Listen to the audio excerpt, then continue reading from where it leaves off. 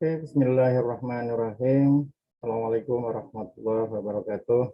Teman-teman semua yang ambil mata kuliah Sistem Informasi Manajemen. Untuk pertemuan setelah IPS, jadi kita akan belajar tentang apa itu e-bisnis, apa itu e-commerce, begitu ya, teman-teman semua. Ini materi untuk kesempatan ini saya pakai materinya dari Pak Omar, begitu. Saya sudah minta izin ke beliau. Nah, ini saya share aja ke teman-teman, begitu ya. Oke, ini gimana nih? View. Oke, full screen. Oke, jadi teman-teman semua, untuk bisnis dan e-commerce pada malam hari ini kita akan belajar tentang apa itu e-commerce, ruang lingkupnya apa saja, keuntungannya apa, begitu ya, batasan-batasannya apa. Terus di sini terkait dengan hal-hal yang menjadi kekurangan atau kelemahan dari e-commerce, begitu ya, termasuk nanti optionnya seperti apa, ada beberapa model bisnis sebetulnya di dalamnya, terus berbagai macam jenis e-commerce, begitu ya, terus nanti juga akan saya hubungkan dengan e-bisnis, dan tidak kalah penting juga sebetulnya teman-teman ini nanti bagaimana mengkonektingkan terkait dengan materi e-bisnis dan e-commerce dengan sistem informasi manajemen, begitu ya teman-teman semua. Oke, untuk yang pertama kita pahami bahwa sekarang teman-teman ini sudah masuk ke era digital native, gitu ya, bahwa kaum milenial bahasa ininya, gitu ya, ini terlahir sudah ketemu dengan teknologi digital, gitu ya. Makanya ya tidak heran ketika terkadang anak-anak kita itu lebih familiar, lebih friendly dengan penggunaan perangkat IT atau perangkat digital. Bahkan ada informasi yang mengatakan bahwa rata-rata orang, begitu ya, di dunia ini dia sampai 10.000 jam, begitu ya, menonton video game, 200.000 jam selalu lihat email, 20.000 jam lihat TV, 10.000 jam menggunakan handphone, begitu ya. Lah ini yang agak ini ya, di bawah 5.000 jam untuk membaca. Nah, sekarang bahkan kita bisa belajar banyak hal, gitu ya, dengan sekedar mengandalkan YouTube. Ya kan, banyak sekali youtuber yang bukan hanya sekedar mengundang bagaimana penonton bisa melihat channelnya mereka, tapi ada beberapa yang memang benar-benar channel yang sangat bermanfaat, gitu ya, sehingga kita bisa belajar banyak dari channel dia, gitu ya. Karena di generasi milenial ini ketemu pertamanya sudah ke seluler teknologi, gitu ya, mobile phone. Makanya sebelumnya kan kita belajar tentang jaringan telekomunikasi seluler ya, dan ke depan seluler teknologi itu akan semakin meningkat, gitu ya, penggunaannya. Kadang kita ngerasa kalau pakai kabel itu gimana, begitu ya. Gitu ya teman-teman semua. Oke,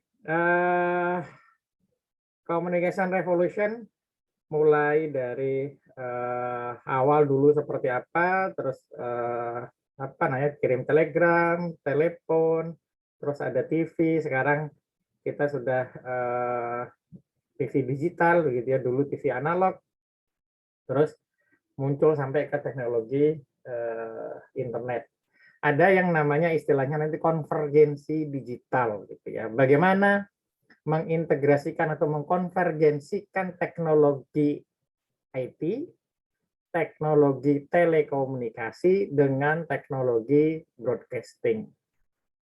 Dulu tiga layanan ini berjalan sendiri-sendiri, gitu ya. Tapi makin ke sini ini semakin terintegrasi, convergence menjadi satu. Makanya tidak heran ketika dulu yang namanya Telkom memberikan layanan PSTN, Public Switch Telephone Network. Bagaimana mereka memberikan layanan telepon rumah, gitu ya. Dulu begitu. Untuk sambungan internasional pakai Indosat dulu. Jadi sebetulnya awal-awal dulu misahnya begitu ya teman-teman ya. Indosat untuk sambungan internasional, Telkom untuk telepon antar rumah, begitu ya. Tapi di perkembangannya muncullah telekomunikasi seluler, gitu ya. First G, 2G, 2.5G, 3G, akhirnya bisa komunikasi data. Sampai sekarang kecepatan melalui telekomunikasi seluler itu bisa megabit per second, gitu ya. Teknologi internet dulu hanya melalui telepon, gitu ya.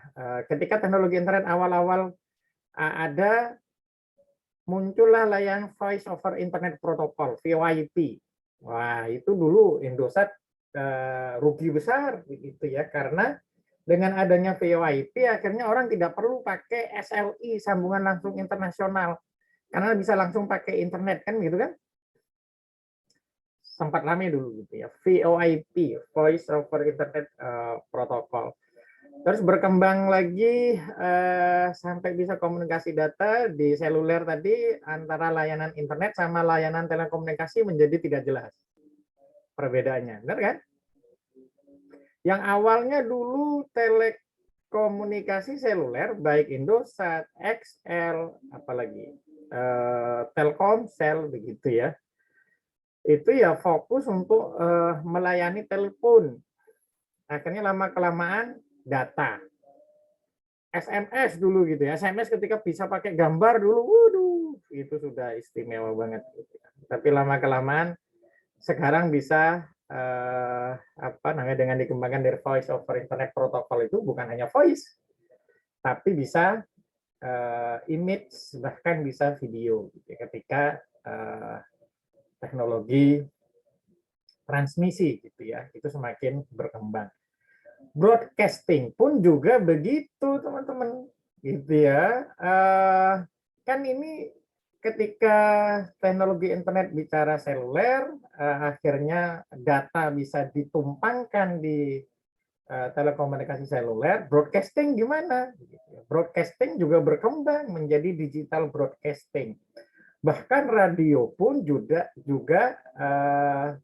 berkembang menjadi digital. Makanya ada yang namanya digital video broadcasting teknologi ini ya, DVB.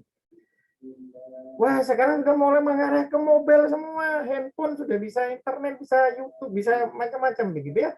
Broadcasting gimana? Ada yang namanya teknologi broadcasting mobile. Itu teknologinya DVB-T2 gitu ya. Kalau di Korea pakai DMB, digital multimedia broadcasting. Nggak mau ikut DVB-T karena DVB-T yang mobile itu DVB-T itu punyanya Eropa. Jadi ya. Amerika punya teknologi sendiri juga, Cina juga punya teknologi sendiri mengadopsi DMB sebetulnya Cina gitu ya. Jepang setahu saya juga ISTN kalau tidak salah ya, teknologi digital broadcastingnya. Di dunia perkembangan apa namanya revolusi teknologi komunikasi ini khususnya di broadcasting sebetulnya 2018 itu semua sudah harus migrasi. Indonesia baru tahun-tahun ini aja, akhir-akhir ini saja gitu ya, sudah mulai berkembang begitu ya, mulai migrasi, bahkan sekarang operator broadcasting sudah instalasi semua sepertinya untuk digital broadcastingnya. Makanya jangan heran sekarang apa namanya, layanan broadcasting itu bisa ada digitalnya, gitu. Ada analog, ada digitalnya. Pak, kalau TV kita analog gimana? Ya pakai set-top box namanya. Nah, kalau sudah digital broadcasting, teman-teman semua, para pemain broadcaster atau para pemain broadcasting gitu ya, itu tahu bahwa nanti akan convergence. Dan satu channel frekuensi yang awalnya kayak dulu frekuensi di multiple access ya, kalau di seluler ya, itu kita bisa menggunakan satu frekuensi untuk satu channel. Di TV pun analog juga begitu kan, makanya ada VHF, ada UHF gitu ya. Itu satu frekuensi untuk satu channel. Dengan digital, satu frekuensi bisa sampai 8 channel. Ini revolusi. Ya. Spektrum frekuensi itu ya penggunaannya ya. Makanya nanti di UHF, tetap di UHF sepertinya, nggak tahu, saya agak lupa gitu ya regulasinya di Indonesia. Tapi yang jelas ini sudah mulai proses migrasi. Ke depan analog itu akan dimatikan. Nah, broadcasternya sekarang apa? Broadcaster juga kontennya sudah mulai personalized karena ada tahu yang namanya broadcasting nanti akan convergence dengan teknologi internet, dengan teknologi telekomunikasi. Personalized content, MNC sudah muncul, MNC Sport, ada MNC Travel, ada MNC Food, ada macam-macam ya. Ada intinya sudah mulai mengarah ke spesifik tertentu gitu ya. Sehingga bisa jadi kayak ini saya lagi nonton TV broadcasting atau lagi nonton YouTube gitu yang didistribute melalui teknologi internet ataukah pakai teknologi broadcasting, karena broadcasting pun juga bisa ke depan ya nanti bisa berbasis IP. Makanya di set-top box dibaca saja ya, nanti kalau beli set-top box teman-teman semua dicek bisa early warning system enggak, karena standar set-top box dari BPPT itu sebetulnya harus mampu melayani early warning system. Dan early warning system di teknologi broadcasting itu sudah teridentifikasi IP-nya. Sehingga ketika kota Semarang itu ada gempa, akan ada early warning. Gitu ya. Dan hanya kota Semarang saja yang menerima itu. Sampai ke sana ya, teman-teman ya. Itu tahun 2014 di Eropa, di Korea itu sudah bicara seperti itu ya. Di Indonesia kayaknya belum ramai, sekarang aja baru PR untuk migrasi. Makanya kan terakhir saya lihat di iklan apa namanya, TV analog nanti akan dimatikan loh gitu ya. Nah itu tuh PR-nya dari Kominfo. Oke, itu revolusi teman-teman gitu ya. Bahkan di broadcasting akan ada namanya nanti apa location based advertising, LBA gitu. Location based advertising, bukan hanya internet. Kita sekarang iklan dengan internet, kita bisa, saya mau iklan di Jakarta, saya mau iklan di Bandung, saya mau iklan di Semarang, radius segini kilo. Di broadcasting pun juga nanti seperti itu ya, teman-teman ya. Sehingga ketika di Simpang 5, kita pakai teknologi broadcasting, kita hanya menerima iklan-iklan yang ada di sekitar Simpang 5. Misalkan begitu. Ya. Oke, teman-teman semua, gitu ya. Nah, dengan adanya konvergensi teknologi, telekomunikasi mengarah ke komunikasi data, internet otomatis begitu ya merger lah. Broadcasting juga akan ke sana. Undang-undangnya juga seharusnya saya belum tahu nih, saya nggak mengikuti perkembangan ya. Yang jelas 2016 dulu pernah kawan dari Kominfo itu lagi uji publik ya, draft untuk undang-undang konvergensi digital. Saya tanya pada saat itu, emang undang-undang broadcasting sudah dirubah, sudah dicabut? Kan belum. Gitu ya. Undang-undang broadcasting sini kan masih analog. Ya ini tapi kita harus siap-siap. Itu teman saya yang saya belum tahu ya. Mudah-mudahan sudah ada undang-undang konvergensi teknologi ya, sehingga ada regulasinya. Nah, perkembangan teknologi itu membawa efek besar, teman-teman semua, berkembanglah yang namanya ekonomi digital. Ya kan? Nah, mulai dari pertanian, terus ada industrial age, ada sebetulnya sempat muncul juga information era informasi gitu. Maksudnya siapa yang menguasai informasi maka dia akan menguasai dunia. Gitu ya, ada istilah seperti itu dulu. Sekarang sudah ke digital economy. Makanya banyak sekali program-program untuk mendukung ke sana. Mahasiswa diminta untuk mempersiapkan diri. Makanya dengan adanya kampus merdeka dari ekonomi bisa belajar tentang teknologi digital. Dari orang-orang informatika bisa belajar bisnis gitu ya. Karena apa? Nanti semua akan jadi convergence ya teman-teman ya. Jadi harus saling tahu begitu ya. Orang akuntansi juga harus paham bagaimana teknologi digital. Era digital ekonomi ini menuntut kebutuhan talenta digital. Makanya Kominfo punya program untuk Digital Talent Scholarship. Cari saja informasi. Beberapa lain juga, kementerian lain juga lagi mempersiapkan sana. Semua berbondong-bondong ke digital ekonomi, era digital begitu ya teman-teman semua. Nah, sekarang kita cerita bagaimana perkembangan digital ekonomi ini, terus muncul yang namanya bisnis di internet, ada bisnis online, kan gitu kan? Di dalam bisnis online, begitu ya, ini sebetulnya sudah lama ya, baik produk, jasa, maupun sekedar informasi bisa didistribusikan melalui website, kan gitu kan? Di sana muncul berbagai model bisnis baru, ya. Google sangat visioner ya. Ketika ada YouTube, begitu sama Google dibeli. Sekarang YouTube bukan hanya sekedar bukan hanya sekedar untuk channel video, gitu. Tapi ada beberapa film-film besar itu bisa ditonton melalui YouTube. Itu tinggal sewa saja. Gitu. Karena apa? Netflix juga dasarnya kan begitu kan, kalau Netflix kan spesifik langsung ke film, teman-teman. Nah, bisnis pun juga begitu, berkembang model bisnis online. Ada yang namanya affiliate marketing, ada yang namanya freemium, ada yang namanya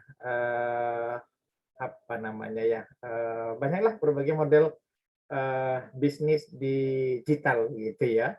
Advertising juga seperti itu. Google dapat banyak uang karena apa? Karena layanan informasi ya.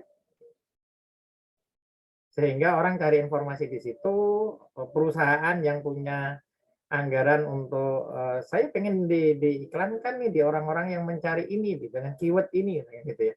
Muncullah ketika kita cari ketika kita cari informasi tertentu.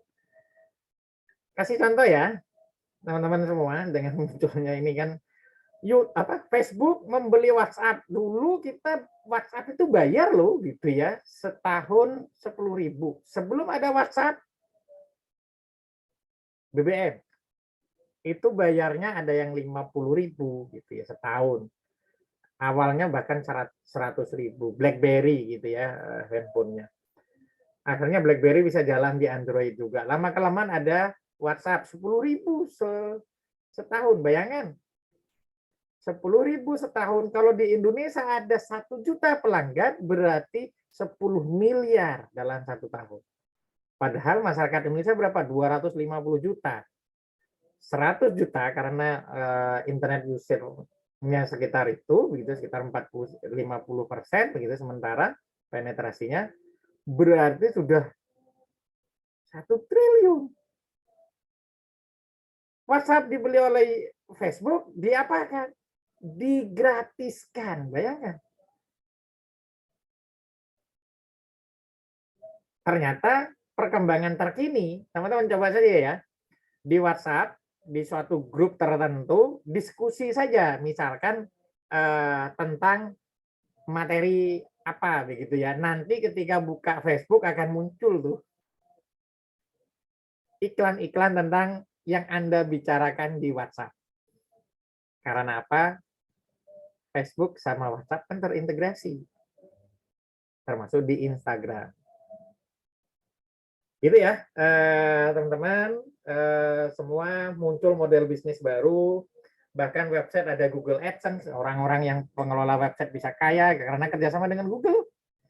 Kan itu, YouTube juga, orang YouTuber juga bisa kaya raya gitu, karena kerjasama dengan Google. Google-nya lebih kaya raya lagi. Oke, gitu ya teman-teman ya. Jadi bisnis online itu ada yang fully online begitu ya, ada yang offline di online kan, ada yang begitu ya. Nanti bisa kita diskusikan lebih lanjut teman-teman, karena ketika di bisnis online tuh bukan sekedar jualan nanti ya. Oke. Di sini bisnis di internet ini ada online marketing, ada email list, ada website, sosial media, blog, ya bahkan teman saya ada yang ngelola jadi digital agency. Banyak sekali pelaku UMKM begitu ya, atau perusahaan besar itu tidak paham bagaimana membangun branding, bagaimana membangun awareness, bagaimana menyusun program sales penetration melalui internet. Saya ada kawan, dia handle bagaimana foto produknya, bagaimana bikin video kontennya gitu, terus bagaimana membuat captionnya, omsetnya miliaran dalam 1 tahun. Menjadi mitra untuk online marketing atau bahasanya digital marketing. Digital marketing itu bisa organik, bisa non organik. Non organik itu pakai advertising ya, bayar. Kalau organik berarti ya kita membangun trust dengan cara memperkuat konten. Gitu kan? Ini jujur saya juga lagi memprogram itu untuk sekolah gitu. Nanti akan saling terintegrasi antar beberapa layanan yang bisa saling mendukung. Makanya saya lagi membentuk tim digital marketing khusus gitu ya, yang nanti bisa handle beberapa entity bisnis yang lagi kita persiapkan. Mailing list seperti apa? Kalian bisa coba cari yang namanya email marketing nanti gitu ya. Nanti muncul yang namanya Mailchimp. Bisnisnya apa? Layanan email marketing. Aduh, dengan Mailchimp kita bisa mengirimkan email, bisa pakai grouping begitu ya. Terus otomatis emailnya bisa di broadcast. Awal-awal dulu seperti itu, sekarang ternyata sudah ada layanan sampai memberikan layanan landing page. Hebat. Layanan hosting di Mailchimp ini. Terakhir saya coba main-main apa namanya? Domain saya daftarkan di situ, ini wah ternyata langsung diambil sama mereka gitu ya. Seharusnya mereka langsung memberikan layanan untuk membuat website di sana. Mau beli domain di situ boleh, beli domain di luar juga bisa gitu. Nanti tinggal di ini kan aja, nanti hostingnya ada di Mailchimp. Wah ini model bisnis digital gitu ya, seperti itu ya. Model bisnis yang hanya menyediakan pembelian domain, pembuatan website, penyediaan hosting itu juga lagi gencar juga muncul gitu ya. Sosial media bukan hanya sekedar Instagram, tadi saya ceritain ada Facebook, ada TikTok sekarang lagi rame begitu ya, YouTube begitu. Oke, kalau website sudah isu lama lah ya. Blog itu dulu rame tapi sekarang sudah mulai nggak menarik. Dulu ada blog, itu ada wordpress.com, ada blogspot.com, sebetulnya masih ada ya sampai sekarang blogspot.com, tapi kan jadi nggak keren ya, misalkan mustafa.blogspot.com, kan nggak keren, karena domain cakmustafa.com itu murah, cuma 120.000, 140.000 tergantung provider penyediaan domainnya. Nah itu perkembangan bisnis di internet ya teman-teman ya. Nah, di sini ada istilahnya marketing mix, gitu ya. ini pemahaman tentang bagaimana strategi pemasaran secara online, begitu ya. Ini konsepnya dari Hermawan Kartajaya, teman-teman semua, sebagai salah satu pakar marketing di Indonesia. Awal-awalnya sebetulnya marketing mix itu ada 4P ya. 4P itu produk, price, place, promotion. Gitu ya. Tapi sama Pak Hermawan ditambahkan ada people, ada physical evidence, begitu ya, ada proses. Nah, kenapa muncul ini ada 7P ya akhirnya ya dari Pak Hermawan Kertajaya? Oke. Karena apa? Ketika bicara marketing, hal-hal inilah yang akan mempengaruhi. Hal-hal inilah yang membangun value yang akan dikomunikasikan kepada pasar. Ya. Jadi pertama adalah dilihat dari produknya apa, fiturnya apa, kelebihannya apa, kan gitu kan? Kualitasnya seperti apa. Produk yang berkualitas tinggi, target marketnya tentu berbeda, strategi marketingnya juga berbeda. Iklannya Alphard berbeda dengan iklannya Calya. Karena target marketnya berbeda. Sama-sama Toyota. Gitu kan? Karena produknya berbeda. Price-nya kan juga berbeda kan? Nah, makanya nanti strategi pemasaran itu bisa di product differentiation, bisa di price, bisa di harga gitu ya, perang di harga atau place. Kalau harga udah tahu ya, harga yang lebih mahal, harga yang lebih murah begitu ya. Harga bisa berbeda ketika place-nya berbeda. Harga di mall beda apa namanya dibandingkan di kaki lima. Harga di mall berbeda juga dengan harga di rest area misalkan gitu ya. Terus kegiatan promotion ini bagaimana apa namanya membangun promosi, mau pakai offline mau pakai online begitu ya, itu silakan. Terus di proses itu bisa membedakan, bisa memberikan apa namanya value tersendiri, termasuk kalau di sini physical evidence itu lebih ke fasilitas, sarana prasarana dan sebagainya ya. Nah, people ini SDM ini sekarang sudah dijadikan apa namanya ya, human capital kalau di perusahaan itu, bukan sekedar karyawan tapi menjadi capital, menjadi bagian dari sumber daya utama dari sebuah perusahaan. Nah, strategi pemasaran ini harus mengkonvergensi, makanya bahasanya marketing mix ini dari beberapa poin ini. Oke, nggak kita bahas sampai panjang ya, karena manajemen pemasaran saya sampai 2 semester teman-teman semua gitu. Gitu ya. Oke. Terus sekarang kita masuk ke e-commerce. E-commerce itu terjadinya atau tempat untuk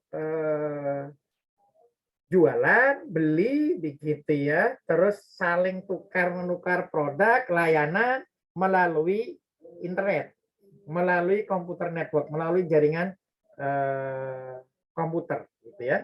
Intinya pertukaran bisnis, gitu ya, pertukaran transaksi melalui internet. Kalau e-bisnis apa? Lebih luas lagi dibandingkan e-commerce. E-bisnis itu termasuk bagaimana pelanggan itu membeli, bagaimana menjualnya, begitu ya, sampai ke bagaimana memberikan layanan kepada pelanggan itu, bagaimana menjalin kerjasama dengan partner, termasuk penyediaan pembelajaran dan sebagainya ya, yang ada di organisasi. Jadi sebetulnya teman-teman, e-bisnis itu lebih luas dibandingkan e-commerce. Karena kalau e-commerce itu fokusnya ke jual beli melalui di internet, kan gitu kan, melalui teknologi internet. Kalau e-bisnis ini komprehensif. Makanya di sana e-commerce itu merupakan bagian dari e-bisnis. Gitu ya. Oke. Ini kita sekilas tentang model bisnis ya, teman-teman semua. Model bisnis itu apa? Model bisnis itu intinya adalah bagaimana kita menciptakan value, mendeliver value, begitu, dan menjaga value itu bisa dipahami oleh customer. Dan di dalam model bisnis itu ujung-ujungnya adalah bagaimana kita mendapatkan keuntungan dari memproduksi value, mendeliver value, dan menjaga value itu di customer. Kan itu kan? Menciptakan keuntungan. Berarti jangan ini kalau mau simpel sih modal bisnis ini dapat uangnya dari mana di dalam bisnis itu? Google itu bisnis besar. Mereka dapat uang banyak dari situ. Dapat uangnya dari mana? Pertama, iklan. Gitu? Di luar itu apa? Orang yang mau pakai domain sendiri untuk emailnya Google itu bisa dipakai, bisa bayar. Kalau di kampus Unisula apa? @unisula.ac.id atau @std.unisula.ac.id itu engine dari Google untuk kampus free. Semua kampus yang menggunakan engine Google. Tapi kalau UKM swasta bisa bayar 500.000 per tahun, sehingga pakai emailnya domain sendiri, tapi apa namanya, engine-nya pakai Google, cuman domainnya pakai kita sendiri. Itu lumayan dulu nyetingnya gitu ya, karena saya bukan orang network, begitu orang jaringan. Jadi ketika saya nyeting itu, aduh, hampir 1 minggu lah nyoba-nyoba begitu ya. Alhamdulillah bisa jalan. Oke, jadi model bisnis tradisional sama model bisnis digital atau e-bisnis model itu tentunya berbeda. Ya kan? Jadi kalau model bisnis tradisional ya seperti yang bisa Anda lihat, ada jual beli, bayar pakai uang, kan gitu toh. Ya semua bayar pakai uang ya, maksudnya pakai uang fisik gitu ya, terhadap kembalian, diambil barangnya, kalau kita mau beli kita harus datang, kan gitu kan. Kalau sudah e-bisnis model terintegrasi semua, bisa saling kolaborasi, begitu, bisa saling memberikan informasi, gitu kan. Makanya bermunculanlah gitu ya berbagai perusahaan marketplace juga akhirnya. Alapa, Tokopedia, Lazada, Shopee, macam-macam. Oke, karena apa? Mereka memberikan layanan e-bisnis, e-commerce, tapi langsung terintegrasi dengan, misalkan, kalau pakai Bukalapak, kita nggak perlu mikirin nanti kalau ada orang beli, bayarnya gimana? Udah langsung otomatis. Kan itu kan? Kalau kita punya website sendiri, walaupun di situ ada ya apa namanya untuk e-commerce-nya, kalau belum terintegrasi dengan keuangan, transfer, setelah itu kita cek di bank, baru ngomong, Pak, bisa nggak websitenya sendiri bikin apa namanya untuk paymentnya terintegrasi? Bisa saja, gitu. Pakai VA, virtual account, nanti ada notifikasi. Wah, kalau udah yang beli di websitenya kita sendiri, mau dikirim dari mana? Nanti kita ngomong biayanya segini. Gitu. Nah, sekarang di marketplace apa? Terintegrasi, bisa langsung JNE, bisa langsung ke apa namanya si cepat, gitu kan? Kalau sudah dari marketplace, biasanya kita ngeklik pilih JNE, maka di situ sudah langsung apa namanya, langsung ngeprint resinya, kan ya gitu kan. Nanti tinggal ditempel, ditaruh di apa JNE, di situ di dashboardnya JNE itu sudah muncul dari marketplace ini, saling terintegrasi. Ketika bicara bisnis model ya, teman-teman semua. Oke, tradisional bisnis lawan online bisnis. Jadi di sini berbagai activity yang ketika era ekonomi digital semua akan berubah, ya kan? Di sana muncul ada competitive advantage ketika kita menerapkan teknologi digital, baik dari sisi prosesnya, layanannya dan sebagainya gitu. Nah, kita ini ya teman-teman semua. Nah, arsitektur e-bisnis seperti apa? Arsitektur e-bisnis ini sebetulnya sebelumnya sudah ada penjelasan nih, tapi nggak apa-apa, saya ini kan lagi. Jadi arsitektur e-bisnis ini terintegrasi 360 derajat Pertama, di sisi production. Di sisi production itu apa? Berhubungan dengan supplier bahan baku. Makanya di sana ada supply chain management. Ya. Terus di sana apa saja sih begitu ya? Oh, supply chain management itu berhubungan dengan logistik, pengiriman bahan bakunya kita gitu. Itu harus diperhatikan gitu ya. Terus bagaimana production-nya, bagaimana distribution-nya, itu menjadi distribution and production ini berhubungan dengan marketing, berhubungan dengan sales, berhubungan dengan customer service. Makanya di sana ada customer relationship management. Sales itu tujuannya untuk menjual. Marketing tujuan untuk membangun brand. Beda ya kegiatannya teman-teman ya. Kalau sales itu langsung bagaimana bisa jualan. Kalau marketing itu nggak bagaimana orang jadi pengen beli, gitu ya. Membangun brand. Kalau marketing, membangun awareness. Kalau customer service apa? Bagaimana orang yang sudah beli tidak kecewa. Ini harus dijaga. Bahkan kalau perlu, yang sudah jadi customer itu bagaimana caranya bisa beli lagi.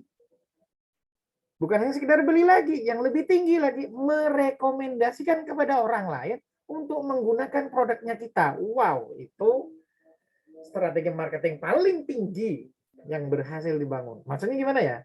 Merekomendasikan itu. Misalkan saya punya sekolah nih, bintang juara. Orang tua yang puas dengan layanannya kita, tanpa kita minta. Ketika ada tetangga, ada saudara yang melahirkan, dia bingung, wah ini gimana ya nanti anak saya harus kerja. Kamu disekolahin di bintang juara saja. Bagus sekolahnya. Bisa begini, bisa melakukan stimulasi sesuai dengan tahap perkembangan anak. Ada monitoringnya. Wah. Begitu ya teman-teman semua ya. Sama saja halnya ketika kita misalkan mau beli obat sakit kepala, kira-kira merek apa yang direkomendasikan. Nah, itu tugasnya orang-orang orang-orang marketing. Sales bagaimana dia distribusinya sampai ke calon pembeli. Ya. Oke. Makanya di sana ada selling chain management. Kalau tadi supply chain management, di sini ada selling chain management.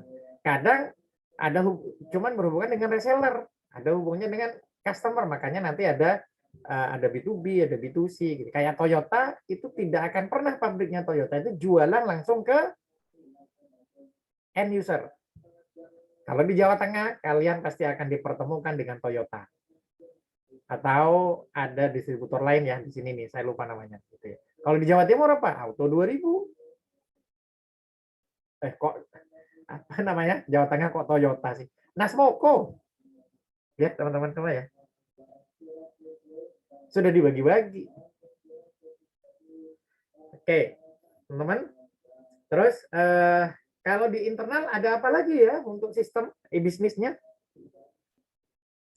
Oh, di sana ada bagaimana manajemen SDM-nya, bagaimana rekrutmennya, bagaimana program pelatihan secara online-nya, sehingga karyawan baru ketika masuk, dia bisa langsung melihat knowledge management, begitu ya, job desk-nya seperti apa, tupoksinya apa, dia bisa belajar. Ada yang otomatis langsung ikut pelatihan selama 2 minggu, misalkan gitu ya, langsung masuk ke learning management system-nya.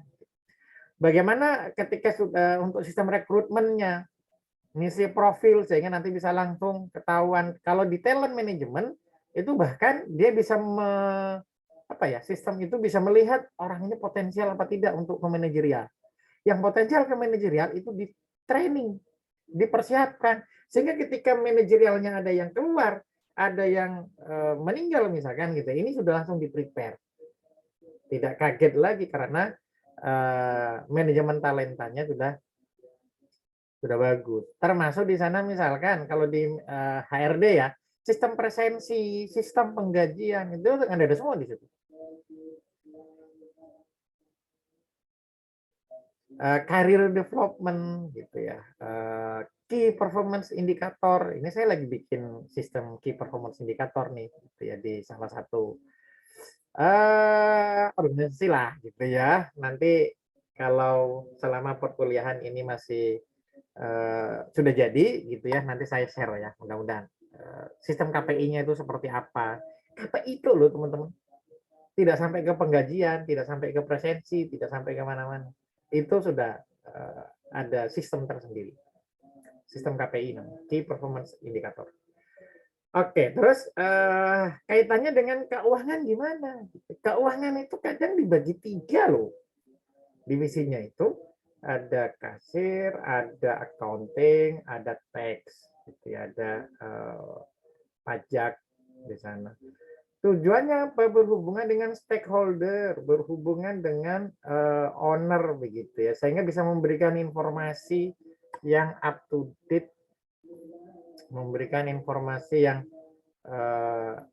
real time gitu ya, dalam visual yang bisa dengan mudah kita baca dan bisa memberikan informasi untuk pendukung keputusan. Nah, arsitektur aplikasi bisnis ini yang nantinya perlu dipahami oleh teman-teman semua ketika dihubungkan dengan sistem informasi manajemen. Makanya di sana ada namanya Enterprise Resource Planning. Sistem informasi manajemen juga dibedain antara yang transaksional, ada monitoring, ada strategi, kan gitu kan? Maksudnya apa? Ketika bicara sistem SDM, untuk transaksional ke presensi, kan gitu kan? Kalau strategik gimana? Ada berapa banyak SDM yang potensial, gitu ya. Ada berapa banyak SDM yang kinerjanya bagus, sehingga layak untuk dikembangkan, misalkan gitu ya. SDM terintegrasi dengan keuangan, bagaimana manajemen penggajiannya. Nah, ini saya juga lagi ada PR di situ untuk bikin. Ya ternyata nggak mudah ya. Nanti kalau bisa sih ada sistemnya juga, mudah-mudahan. Oke, gitu ya teman-teman ya. Sudah bisa membayangkan ya, e-bisnis terus nanti ke sistem informasi manajemen. Oke. E-business application ada enterprise resource planning. Jadi sistem informasi pendukung e-bisnis. Berbagai macam kebutuhan mulai dari supply chain, customer relationship management, marketing, dan apa namanya? Warehouse. Warehouse itu gudang ya, teman-teman semua, shipping, pengiriman, payment gitu ya. Bahkan bisa dibikin otomatisasi. Payment tidak perlu capek-capek, langsung ada notifikasi gitu. Ketika sudah bayar maka langsung dikirim, kan gitu kan? Kecil saja lah, misalkan di resto begitu ya, ketika kita pesan yang kalau di apa ya, McD misalkan gitu, kita pesan oke, ada atau KFC gitu, kita pesan gini itu kan di depan kan, front end, bener ya, customer service lah atau apalah bahasanya gitu ya. Terus ketika dia klik, oke, sudah bayar, submit, diterima uangnya, submit, itu langsung masuk ke dashboardnya orang dapur. Orang dapur tidak perlu mendapatkan perintah lagi, udah langsung tahu, oh ini pesanan pertama, ini pesanan kedua. Dapur udah langsung mengolah sesuai dengan yang diminta. Customer relationship management tadi sudah dijelaskan ya, bagaimana menjaga customer yang sudah ada. Bukan sekedar beli lagi, tapi bisa merekomendasikan. Gitu ya. Makanya kadang ada beberapa program bagaimana memberikan benefit-benefit tambahan ke customer. Misalnya customer yang sudah lama nanti dapat ini. Ada ucapan ulang tahun, kayak gitu-gitu ya. Enterprise Application Integration. Jadi ini di sistem informasi manajemen perlu paham nih.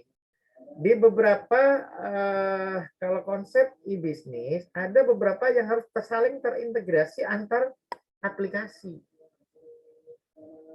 Misalkan SDM terintegrasi dengan sistem keuangan karena di sana ada penggajian. Gitu? Penggajian terintegrasi dengan sistem presensi, benar kan? Karena kalau presensinya nggak memenuhi ada pemotongan gaji misalkan gitu ya. Production berhubungan dengan sales. Salesnya berapa, langsung masuk ke production. Production ketika plan production begini-begini langsung masuk ke procurement untuk pengadaan bahan bakunya. Saling terintegrasi. Di sana ada supply chain management, semua bisa terkomputerisasi. Ada enterprise collaboration system. Kayak tadi itu, bagaimana bisa saling mengintegrasikan. Sales ketika ada transaksi, dia langsung ngomong ke production, tapi juga langsung ngirim juga data ke keuangan. Keuangan yang memastikan ini sudah bayar atau belum. Kalau sudah bayar, maka berubah status di production. Maksudnya gini, sales ketika ada penjualan, ada dua status. Dikirim ke bagian keuangan, ini loh ada yang beli nilainya segini, dikirim ke production, ini loh ada yang beli kayak ini, dia production siap-siap, tapi production tidak boleh memproduksi sebelum statusnya dari keuangan ada validasi bahwa sudah bayar. Keuangan setelah divalidasi, maka muncul, oh ini sudah validate untuk payment, akhirnya masuk ke production. Production, orang bagian delivery sudah tahu, oh nanti akan ada produksi kayak gini-gini nih, di plan itu delivery-nya. Ketika sudah statusnya done untuk production, delivery sudah siap.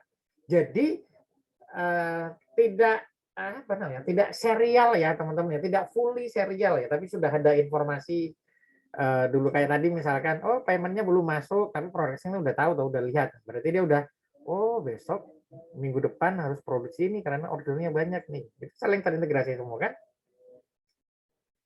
Oke gitu ya.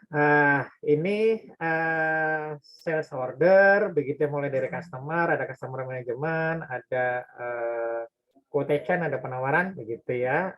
Terus ada masuk ke inventory atau pergudangan, tadi sudah saya jelaskan, terintegrasi dengan warehouse, begitu ya, sampai ke keuangan, payment. Kenapa e-business? Gitu kan.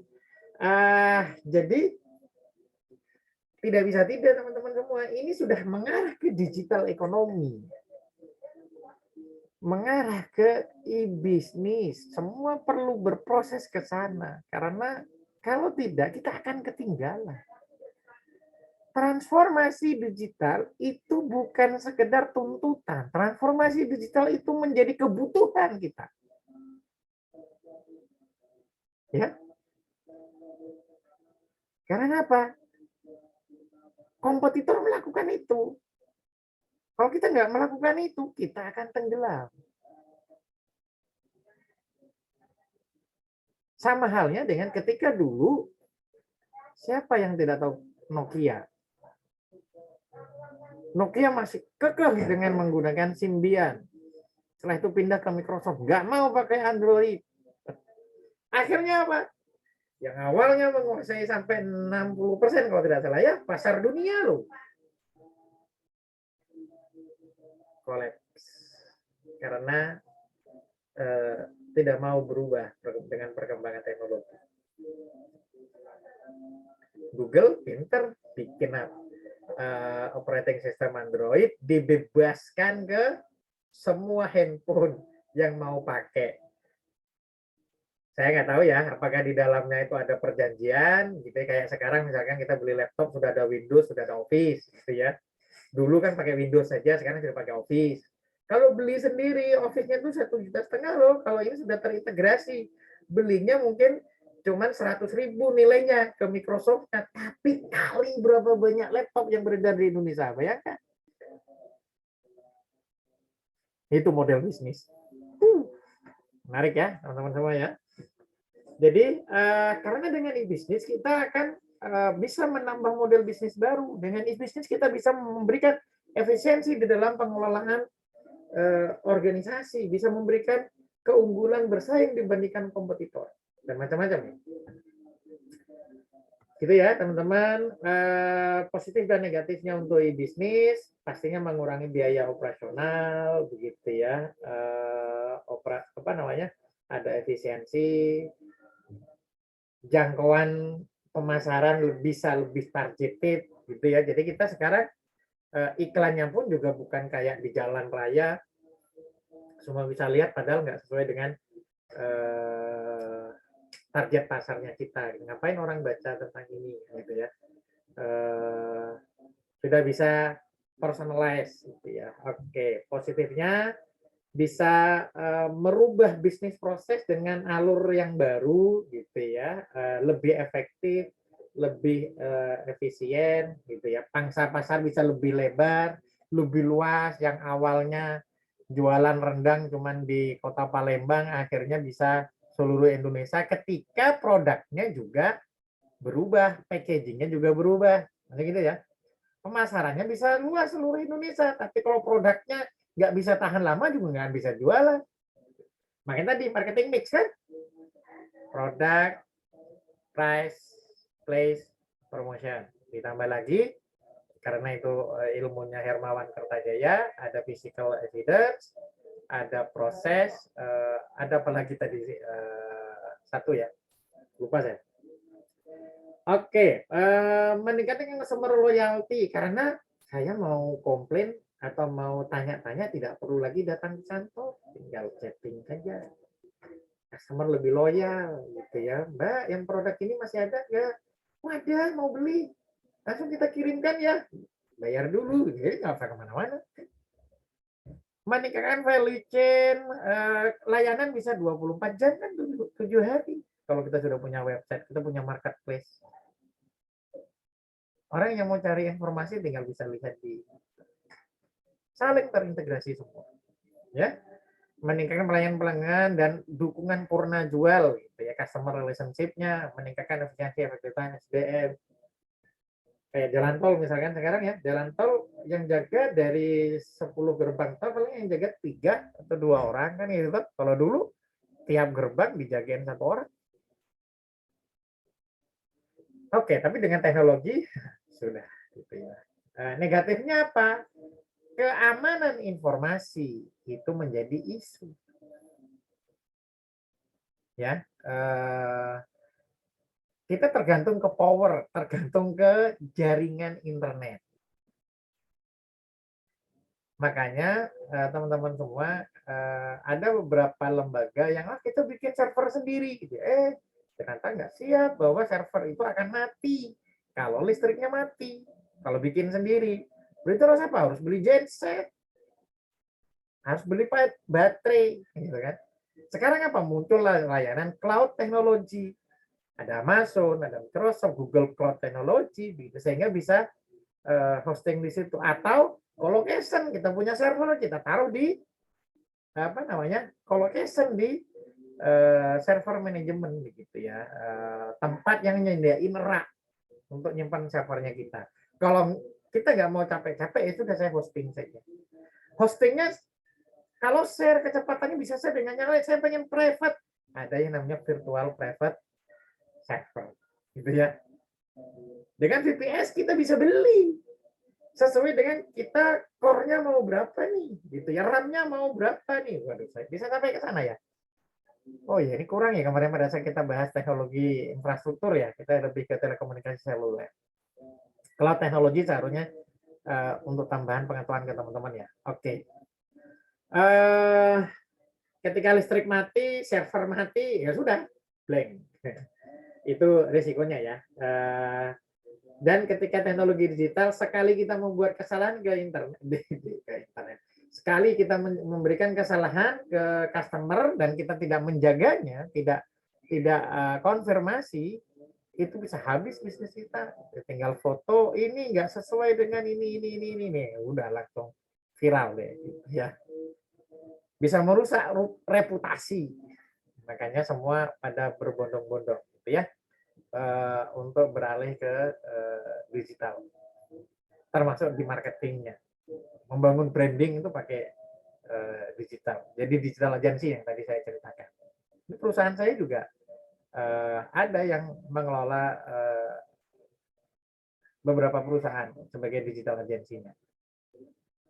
Nggak boleh dibicarakan, nggak boleh disampaikan perusahaan apa, karena itu kita punya NDA ya, cuman saya ceritakan bahwa beberapa perusahaan ketika nggak ada SDM untuk handle digital brandingnya, digital marketingnya, kadang bekerja sama dengan digital agency. Jadi adminnya kita yang pegang, kita yang bikin konten, tapi persetujuan dari perusahaan, kita upload, bagaimana bikin caption itu kita yang mengelola semua. Lumayan nilainya, gitu ya. Oke, akan ada upaya-upaya, gitu ya. Bisa dari kompetitor, bisa dari orang-orang yang nggak bertanggung jawab, gitu, ngakses kita, gitu ya. Kadang kalau kita salah input, salah apa itu juga bahaya juga, gitu ya. Apalagi kalau teknologi kita salah input 0 gitu, waduh bisa berabe kan. Oke, faktor-faktor keberhasilan e-bisnis apa, teman-teman semua? Faktor-faktor keberhasilan e-bisnis yang perlu diinikan adalah validitas, validity, gitu ya. Jadi sebisa mungkin informasi yang kita berikan di platform internet begitu itu valid dan sah. Kalau enggak bahaya. Jangan bilang produk kita bisa ABCD, ternyata nggak bisa. Itu nggak bisa bertahan jangka lama begitu kalau ketahuan. Karena apa? Kita harus menjaga integritas kita, gitu kan? Jadi data juga akurat, ada privasi, jadi menjaga privasi. Jadi kalau kita tidak bisa menjaga ini bahaya ya teman-teman ya. Yang diinformasikan juga, misalkan kita punya warung atau resto, kan kita harus jaga juga ada informasi-informasi terkait dengan bagaimana memproduksinya, menunya seperti apa, kan? Bukan menunya seperti apa ya, apa namanya? Kandungan bahan bakunya segini persen, kombinasinya seperti apa, jadi juga harus dijagakan informasi. Oke, teman-teman semua, apalagi juga, oh ya, privasi itu maksudnya kita sebagai orang yang apa namanya menjalankan e-bisnis misalkan, privasi pelanggan itu kita jaga. Makanya ada beberapa layanan platform kan, data Anda hanya untuk kami, tidak akan kami share dengan pihak manapun tanpa seizin Anda. Kan gitu kan? Nah, kalau di Google kok bisa diolah terus di-share ke pemasang iklan profilnya kita? Karena ketika Anda menggunakan Google sudah ada pernyataan. Dengan menggunakan layanan email ini, maka saya mengizinkan Google untuk melakukan analisa, membaca, menganalisa, mengolah, dan merekomendasikan kepada pihak lain yang gitu-gitulah. Kadang kita nggak baca toh. Di Facebook pun juga begitu.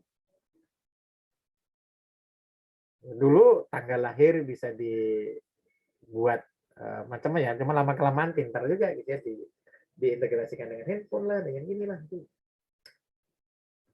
teman-teman semua. Faktor penyebab kegagalan e-bisnis, tidak ada komitmen yang utuh dari manajemen puncak. Mindset. Digital transformation itu bukan pilihan, tapi adalah kebutuhan sebenarnya sekarang. Tapi ketika top manajemen mindsetnya belum berubah, maka berat kita akan melakukan itu ya. Bukan sekedar aplikasinya, tapi mindset untuk merubah bisnis prosesnya itu sesuatu banget. Penerapan bisnis tidak diikuti proses change management, akan ada perubahan bisnis proses ketika kita menerapkan e-bisnis. Bahkan jika perlu ada pengurangan karyawan, itu harus dilakukan analisa, gitu ya. Makanya di dalam mungkin nanti kita bisa bahas ya, apa namanya, ketika membangun sebuah sistem itu ada sistem analis, gitu. Kalau membuat arsitekturnya itu nanti pakai framework TOGAF, begitu ya. Bagaimana bisnis prosesnya yang sekarang, ketika nanti ada teknologi berubah enggak, itu kan. Tidak profesionalnya vendor teknologi informasi yang menjadi mitra bisnis. Ini saya termasuk jadi vendor. Sekarang lagi bikinin sistem KPI-nya di salah satu organisasi kan. Buruknya infrastruktur komunikasi. Jadi saya pernah terlibat gitu ya. Kita udah bikin sistem nih. Teknologi begini. Ternyata di tempatnya apa? tidak ada jaringan internet. Waduh, bagaimana menjalankan uji kompetensi secara online kalau di situ tidak ada jaringan internet? Karena kita punya sistem uji kompetensi ya di LSP gitu.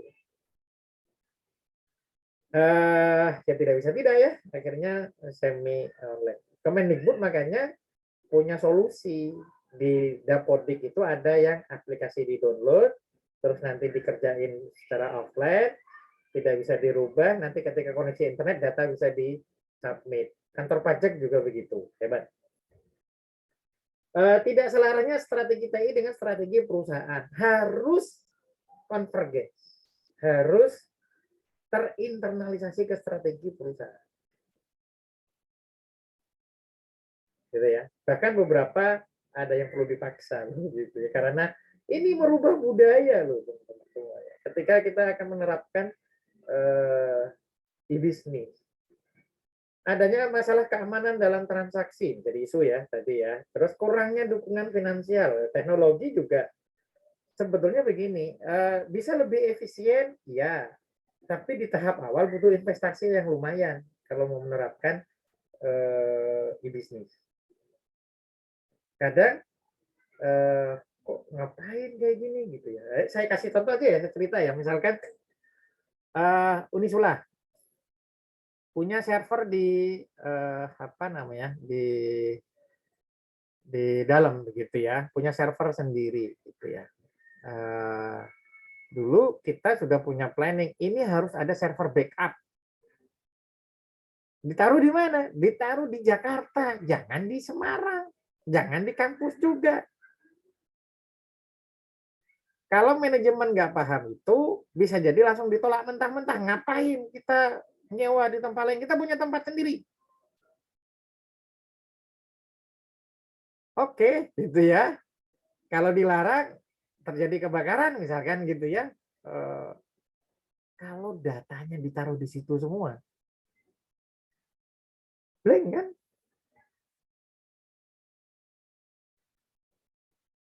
Karena apa? Ketika bikin server di luar itu butuh dukungan finansial. Dukungan finansial terhadap sesuatu yang belum tentu terjadi. Paham ya? Jika nanti kayak gini, ini bahaya Pak. Data nilai akademik seluruh mahasiswa itu gimana nih? Ini gitu kan? Itu kan belum tentu terjadi. Aduh, kalau sudah kayak gitu repot. Tapi kalau awareness dari manajemen itu tinggi, oh ya, bagus. Oke, bikin. Gimana sistemnya? Database-nya langsung real time nggak? Ketika nanti di sini mati, di sana bisa langsung on nggak? Gitu ya. Kalau perbankan sudah harus begitu. Oke, belum adanya peraturan yang mendukung melindungi pihak-pihak yang bertransaksi, cyber law, gitu ya. Tapi sekarang sudah ada undang-undang ITE ya, teman-teman. Menggunakan target jangka pendek sebagai pijakan investasi e-bisnis. E-bisnis itu jangka panjang. Pelan-pelan, kalau mau akselerasi ya dananya dibesarin. Ya saya sendiri saja nih lagi digitalisasi sekolah, transformasi digital untuk sekolah. Kita ya akan mulai dari akademik dulu, nanti ke keuangan, baru ke perpustakaan, baru ke aset manajemen, nanti ke yang lain. Insya Allah ya, mudah-mudahan. Sudah tahu sih, tapi sekolah saya itu, sekolah kita itu dari 2013, pada saat itu belum begitu membutuhkan apa namanya digitalisasi. 2017 ada SD gitu kan, 2013 itu PAUD ya, 2017 ada SD lah, makin kesini udah makin butuh nih. Nah, makanya ini saya lagi persiapkan untuk saya mulai dari sistem akademik dulu, karena kita akan mengedepankan teaching at the right level sesuai dengan kurikulum merdeka. Itu kalau nggak pakai sistem itu terlalu berat, kasihan guru-guru nanti. Biar waktunya lebih banyak untuk eksplorasi mengembangkan kompetensi diri. Itu gitu ya, e-bisnis dan strategi organisasi. Implementasi e-bisnis bukan merupakan strategi dasar gitu ya. Teman-teman semua, jadi implementasi e-bisnis itu apa namanya? Keputusan strategis tinggi gitu ya. Karena efeknya panjang banget gitu ya. tingkat kesesuaian akan ada di sini ya. Oh ya, implementasi e-bisnis hanya berarti penggunaan TI secara efisien dan efektif dalam melakukan proses bisnis. Jadi proses bisnis sama teknologi informasi itu harus seiring sejalan ya. Mau dibikin seperti apa. Hal lain adalah ketidaksesuaian, tingkat kesesuaian atau dukungan efektivitas bisnis bernilai strategis bila implementasi bisnis bisa membantu organisasi melaksanakan mencapai strategi organisasi secara keseluruhan. Makanya ada enterprise resource planning, ada pengembangan arsitektur arsitektur e-bisnis gitu. Nanti ada gitu ya teman-teman. Oke. Kalau e-commerce itu lebih ke jual beli melalui jaringan internet gitu ya. Ini teman-teman intinya itu peluang Indonesia masih besar, kita percepat saja gitu ya, potensi besar masih besar, usage internet usernya kita terus sekarang ya kayaknya sekitar 60% deh, sekitar 100 sebetulnya kayaknya mungkin udah 200 juta ya, tapi masalahnya secara jumlah penduduk nggak begitu besar. Kalau kayak Singapura itu penetrasinya udah 90%. Itu peluangnya masih banyak, masih besar ya, teman-teman ya. Market kita itu belum saturasi, belum jenuh. Kalau kayak Singapura itu udah sampai 50% itu udah jenuh. Karena mereka infrastruktur ini kan sudah terpenuhi. Kalau di kita, itu di level pendidikan saja, karena saya juga fasilitator penerapan kurikulum Merdeka, nggak usah jauh-jauh, di level Jawa saja, di Pulau Jawa saja teman-teman semua, ada beberapa yang susah menerapkan digitalisasi sekolah. Salah satu sekolah penggerak itu kan digitalisasi sekolah kan. Ada yang tidak mampu menerapkan itu karena jaringan belum masuk. Gitu ya teman-teman. Oke, customisasi e-commerce kita kita skip saja. Ini contohnya Glodok Shop, Jakarta Notebook, ada kalau sekarang ada Shopee, ada macam-macam ya teman-teman semua.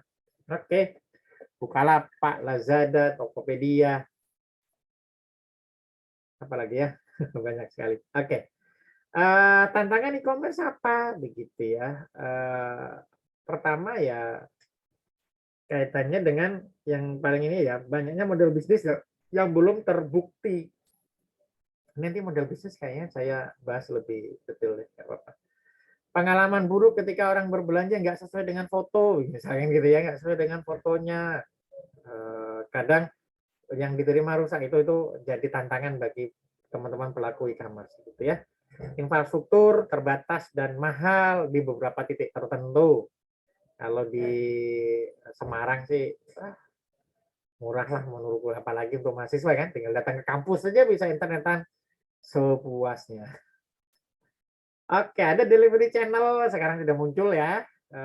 Ada si Cepat, ada JNE, ada JNT, ada apa lagi, Wahana, begitu ya, macam-macam. Dan sudah terintegrasi teknologi informasi semua. Terus ada penipuan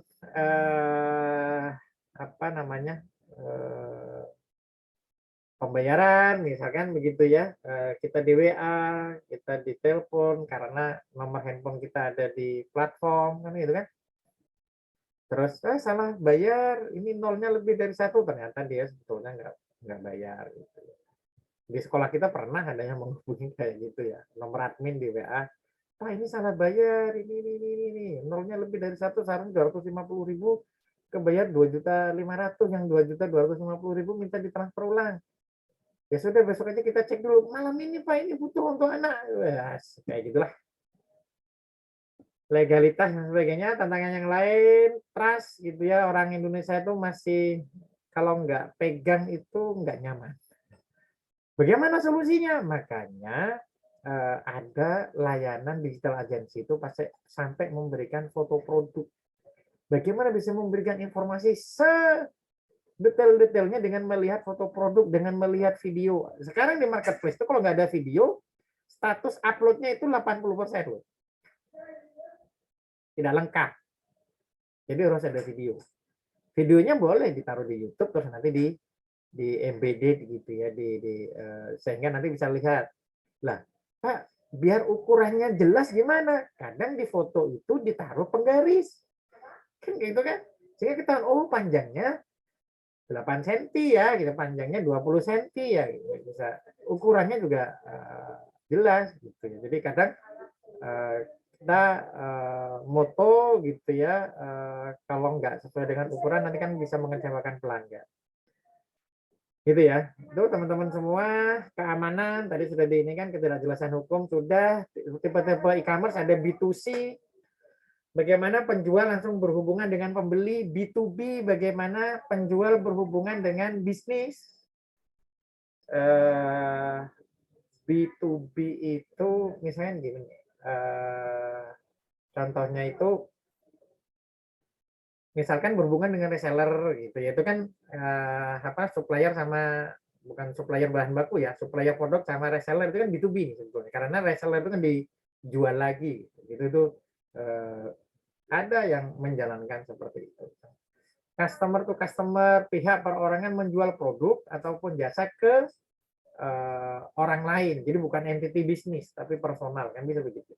Business to employee, jadi di dalam internal itu ada model bisnis tersendiri gitu ya. Ada e-government, ada mobile commerce, sekarang sudah mengarah ke sana, bahkan di webnya ada, di mobilenya ada gitu ya teman-teman. Oke, B2B ini nggak perlu kita bahas. Ada beberapa model bisnis, ada di e-commerce, ada online direct marketing, ada electronic tendering. Jadi online direct marketing itu langsung ada harganya di situ, itu sudah bisa beli. Kalau tendering itu apa namanya, kita bisa memberikan penawaran ya, eBay gitu itu atau fiverr.com gitu itu atau 1000.com itu model bisnis yang pakai tender gitu ya. 99design.com kayak gitu-gitu ya. Kalau binika.com itu berarti online direct marketing gitu ya. Terus bisa negosiasi, find the best price, ini berbagai model bisnis, ada affiliate marketing, jadi afiliasi ya. Jadi kita bisa menjualkan produknya orang dengan link. Nanti kalau ada orang ngeklik, maka link itu kita dapat sekian persen dari nilai, bisa begitu.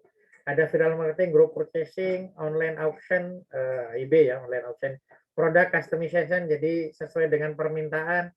Warung pun juga ada kayak gitu loh ya. Sekarang ada product customization. Jadi kita silahkan order, nanti kita bikin sesuai dengan ukuran yang Anda minta. Bisa begitu ya teman-teman. Deep discount, membership, ini berbagai model bisnis secara online itu. Terus bartering online, nah ini nggak kita bahas. Ada dropship, model bisnis ya. Dropship itu maksudnya begini, teman-teman mau jualan produk secara online tapi tidak mau punya gudang, ya sudah jadi dropshipper aja. Ada orang yang menjadi punya produk tapi pengen kerjasama dengan reseller pakai modalnya dropship. Misalkan ini sudah jualan kan gitu ya, ini sudah jualan, ini yang punya produk, nanti ketika ini terjual maka ini akan mengirimkan barang atas nama ini, itu dropship. Oke, ini electronic commerce application, ini nggak kita bahas, ini nggak kita bahas juga teman-teman. Benefit dan limitation e-commerce, benefitnya ke organisasi apa? Juga pasar bisa lebih luas. Terus processingnya, distribusinya bisa lebih efisien gitu ya. Benefit ke customer apa? Bisa 24 jam review gitu ya, komunikasi gitu ya. Society berarti lebih mudah, nyaman begitu ya terhadap layanan produknya. Limitationnya apa? Limitationnya teknologi, ada infrastruktur tadi gitu ya. Yang non teknologi apa? Persepsi dari masyarakat tadi gitu, itu budaya yang kalau nggak pegang itu nggak nyaman gitu. Tapi ini sampai kapan gitu ya, ini kan generasi yang apa namanya, generasi yang mungkin lahir di atas tahun 90 lah ya, 90 ke sini saya rasa udah digital minded gitu kan, apalagi 2000 ke sini kan. 10 tahun lagi, waduh, itu akan semakin ini ya, ekonomi digital ya. Gitu ya, teman-teman. Oke, ada B2C. Ini penjelasan selanjutnya sebetulnya penjelasan tentang berbagai konsep e-commerce. Ada electronic mall, ada cyber mall gitu ya. Sebetulnya konsepnya sama. Itu saja teman-teman semua yang bisa saya sampaikan. Begitu ya, saya rasa cukup. Terima kasih. Sebelumnya kita tutup. Assalamualaikum warahmatullahi wabarakatuh.